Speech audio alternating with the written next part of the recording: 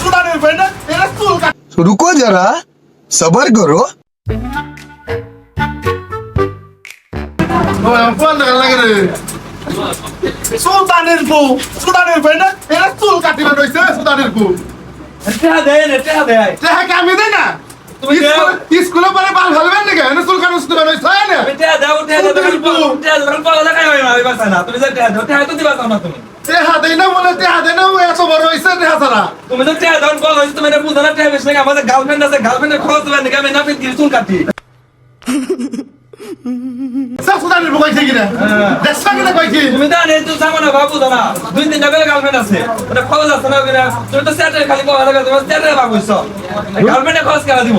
এর লিগে আমি নাবিদ কি করি নাবিদ করতে যেতে হয় ওইটা আমি গার্লফ্রেন্ডে ঘুরি বুঝো নাই